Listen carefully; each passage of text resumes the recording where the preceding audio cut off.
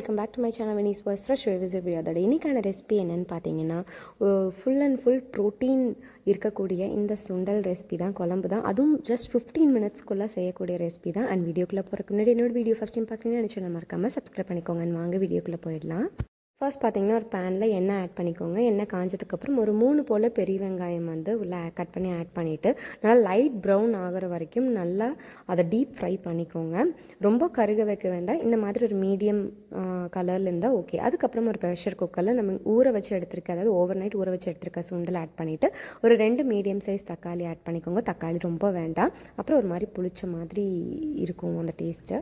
அதுக்கப்புறம் இஞ்சி பூண்டு பேஸ்ட் ஆட் பண்ணிக்கோங்க. அப்புறம் 3லேருந்து 4 பச்சை மிளகா, அதுக்கப்புறம் நம்ம வறுத்து வச்சுருந்த அந்த வெங்காயம், அதுக்கப்புறம் மஞ்சள் தூள் ஆட் பண்ணிவிட்டு கூடவே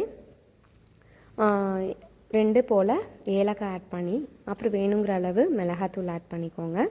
அதுக்கப்புறம் மல்லித்தூள் நான் வந்து 2 ஸ்பூன் ஆட் பண்ணியிருக்கேன். அதுக்கப்புறம் கரம் மசாலா, அதுக்கப்புறம் கசூரி மேத்தி, இதெல்லாம் இது பண்ணிவிட்டு அப்புறம் நம்ம ஃப்ரை பண்ணி வச்சுருந்தோம் இல்லையா ஆனியன், அதில் பேலன்ஸ் இருக்க எண்ணெயும் உள்ள ஆட் பண்ணி உங்களுக்கு வேணுங்கிற அளவு உப்பையும் ஆட் பண்ணி தண்ணி மட்டும் ஒரு சொம்பு எடுத்துரு, அதாவது 1 கப்பு அந்த மாதிரி கணக்கு வச்சுக்கோங்க. அது வந்து ஃபுல்லாக ஃப்ளோட்டிங் ஆகிற மாதிரி வச்சுக்கோங்க. அதுக்கப்புறம் விசில் வந்து ஒரு 3லேருந்து 4 விசில் விட்டுக்கோங்க. விசிலில் வந்து எடுத்ததுக்கப்புறம் உங்களுக்கு வந்து இந்த மாதிரி கன்சிஸ்டன்சியில் கிடைக்கும். இல்லை தண்ணி நிறையா இருக்குன்னா கொஞ்சம் கூட நீங்கள் சுண்டை வச்சு ஆட் பண்ணிக்கலாம். இந்த ரெசிபி வந்து அவ்வளோதாங்க, முடிஞ்சது. இது வந்து நீங்கள் ரைஸ், ரொட்டி, சப்பாத்தி எல்லாத்துக்குமே நீங்கள் வந்து எடுத்துக்கலாம். ஜஸ்ட் ஒரு 15 மினிட்ஸ்க்குள்ளே வரக்கூடிய இந்த ரெசிபி வந்து full and full protein full and இருக்குது. நீங்களும் ட்ரை பண்ணி பார்த்துட்டு எப்படி இருந்துச்சுன்னு சொல்லி மறக்காமல் கமெண்ட் பண்ணுங்கள். அண்ட் வீடியோவை ஷேர் பண்ணுங்கள் உங்கள் ஃப்ரெண்ட்ஸ் அண்ட் ஃபேமிலிக்கு.